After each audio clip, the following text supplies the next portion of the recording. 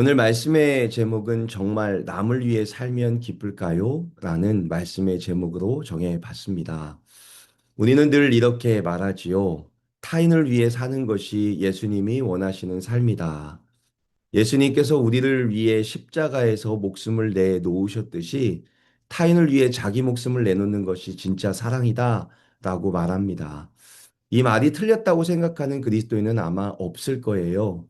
그래서 오늘은 우리가 이미 다 살 만큼 산 사람들이라고 치고 여러분께 솔직하게 한 가지를 묻고 싶습니다. 그리스도인으로 살아가며 남을 위해 살아야 한다는 말을 너무 익숙하게 들어왔는데 정말 남을 위해 살면 기쁠까요?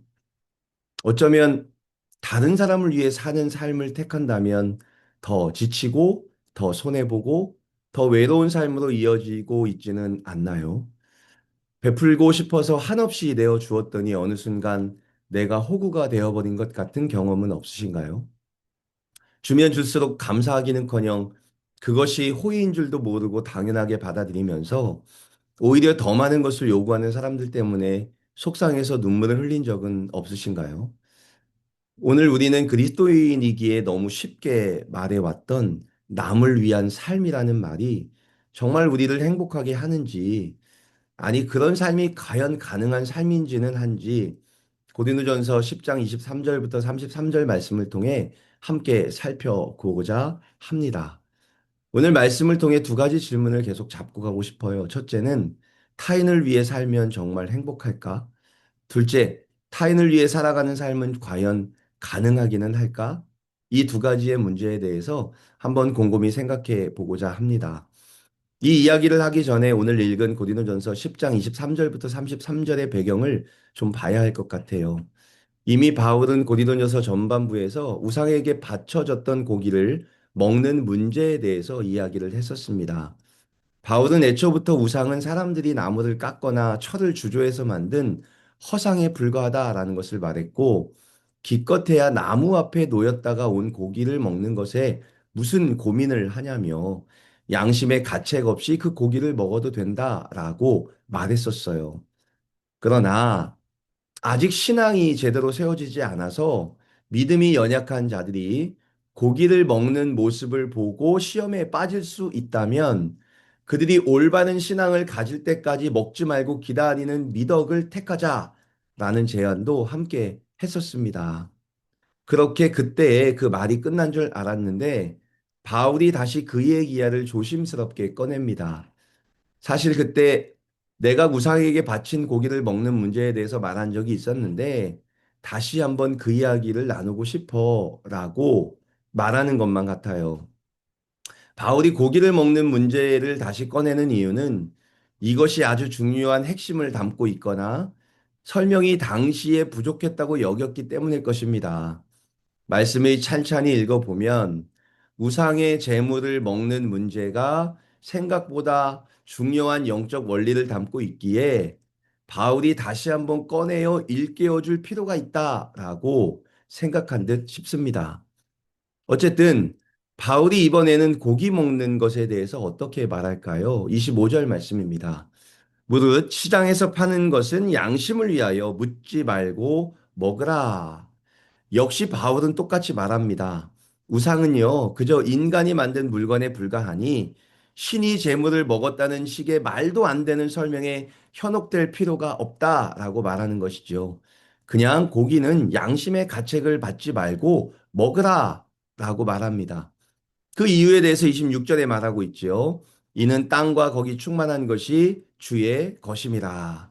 이 말은 이 세상의 모든 것이 원래 하나님의 것이고 우리가 누리는 모든 것은 하나님께 속해 있다라는 뜻을 담고 있어요. 따라서 음식 자체가 더럽거나 문제될 것이 없다라고 말을 하고 있는 거죠. 땅에 있는 모든 것을 하나님이 만드셨고 땅에 있는 모든 것을 하나님께서 우리의 먹거리로 주셨다면 그 고기 또한 정결하게 그냥 먹으면 된다라고 말하고 있는 거죠. 그러나 문제는 다음에 있습니다. 그러나 만약 믿지 않는 사람이 식사에 초대했을 때 그 고기는 출처를 묻지 말고 먹어라 라고 말하고 있어요. 좀 전에 말씀드렸듯이 모든 음식은 하나님이 창조하신 것이기에 음식 자체가 부정할 수 없다라는 것을 강조하죠. 그러나 불신자가 아닌 그 안에 신자들이 섞여 있다면, 그리고 그 신자가 예수님을 만난 지 얼마 안 돼서 우상에게 드려졌다 나온 고기를 먹는 문제에 대해서 심각하게 양심의 가책을 느끼는 사람이라면, 그렇다면 문제는 달라지죠. 사도 바울은 고기를 먹을 수 있는 자유에 대해서 말하지만 그 자유를 아무 생각 없이 사용하라라고 말하지는 않아요. 28절 말씀을 볼까요? 누가 너희에게 이것이 재물이라 말하거든 알게 한 자와 그 양심을 위하여 먹지 말라. 방금까지는 마음껏 먹으라더니 누군가 이 우상, 이것은 우상에게 바쳐졌던 제물입니다 라고 외치면 상황이 달라진다 라고 말하는 거죠.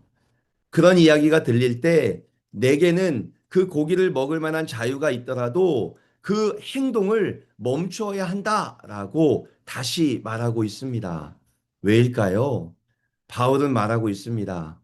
진짜 그리스도인들이 생각해야 하는 것은요, 고기가 아니라 그 고기 곁에 서 있는 사람이다 라는 것을 말해요. 고기를 먹는다고 죄인이 되는 것은 아니지만 옆에 있는 연약한 신자가 그 모습을 보고 시험에 들어 예수님을 떠나게 된다면 그 사람의 양심을 위해 먹지 않는 것을 택하는 것이 그리스도인의 옳은 판단이고 옳은 자유의 선택이다 라고 말하고 있는 거죠. 진짜 그리스도인들은 모든 것을 할 수 있는 자유가 있어도 타인이 상처를 받거나 실족할 위험이 있다면 스스로 그 자유를 제한하는 삶을 살아야 한다라고 말을 합니다. 왜냐하면 내가 누릴 수 있는 권리보다 한 영혼을 살려내기 위해 희생하신 예수님의 마음으로 사람을 보는 것, 그것이 성숙한 그리스도인의 삶이다라는 것을 말하고 있는 거죠. 31절을 보세요. 그런즉 너희가 먹든지 마시든지 무엇을 하든지 다 하나님의 영광을 위하여 하라라고 말을 하지요. 진정한 그리스도인들은 내가 누릴 수 있는 자유함을 누리는 자가 아니라 먹든지 마시든지 무엇을 하든지 다 하나님의 영광을 위하여 살아가도록 하나님께 부름받은 사람들이다라는 것을 강력하게 말하고 있습니다. 그렇다면 여러분에게 한 가지 질문을 드리고 싶어요. 하나님이 기뻐하시는 하나님의 영광은 무엇일까요? 하나님의 영광을 위하여 하라라고 말씀하셨는데 하나님께서 진정으로 기뻐하시는 것은 무엇일까요? 너무 많은 것을 찾아볼 수 있지만 그러나 성경에 보면 하나님께서 진짜 기뻐하시는 것은 어쩌면 죄인 한 사람이 회개하고 하나님께로 돌아오는 것, 그것이다라고 말할 수 있을 것 같아요.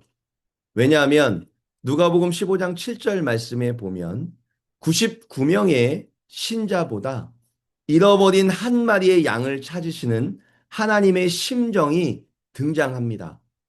99마리의 신자들보다 한 마리의 잃어버린 양을 찾았을 때 천국에서는 잔치가 벌어진다라는 말씀을 하고 있어요. 또한 마태복음 18장 6절에서는 작은 자 하나를 실족하게 하면 연자 맷돌을 메고 바다에 빠지는 것이 낫다라는 엄중한 말씀을 선포하고 계시는 겁니다. 내 자유보다 예수님이 십자가로 얻어낸 그 사람의 신앙을 위해 내 자유를 포기해 주는 것, 그것이 진짜 멋진 신앙이고 하나님께서 한 사람을 얻게 하여 예수 그리스도를 십자가에 달리게 하셨듯이 한 사람의 영혼을 살려내는 그 일을 위해 기뻐하시는 하나님의 영광을 위해 살아가는 것이 우리 그리스도인의 삶이다라는 것을 분명하게 말하고 있다는 거죠. 사랑하는 성도 여러분, 이제 처음 질문으로 한번 돌아가 보겠습니다. 사랑이 쉬운가요? 아니요, 쉽지 않습니다. 남을 위해 사는 것이, 남을 위해 사는 삶이 늘 기쁜가요? 아니요, 때로는 손해 갔고 억울해서 바보가 된 것 같기도 합니다. 성경도 사랑이 쉽다고 말한 적은 없습니다. 오히려 사랑은 십자가의 길이며 오래 참는 것이라고 말을 하지요.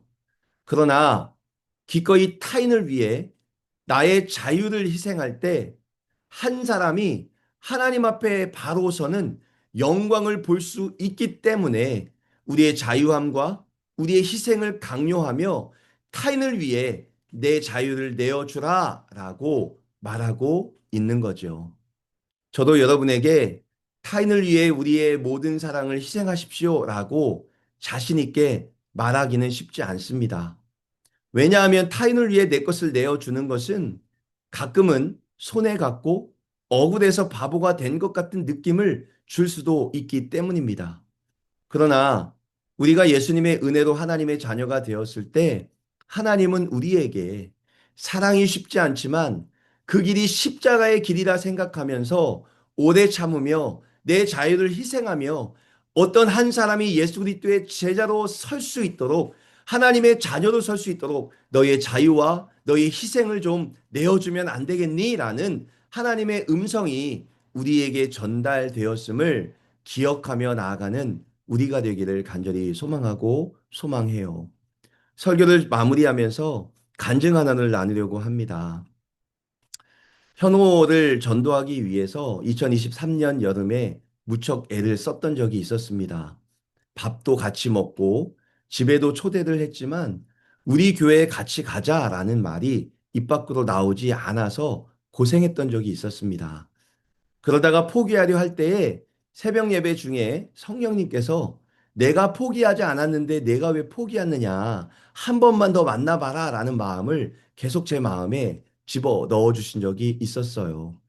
제 자존심과 판단으로는 소용이 없는 일 같았지만 한 번 더 순종하기로 작정을 했던 적이 있었습니다. 다시 만나서 무거운 입을 떼어 물었습니다.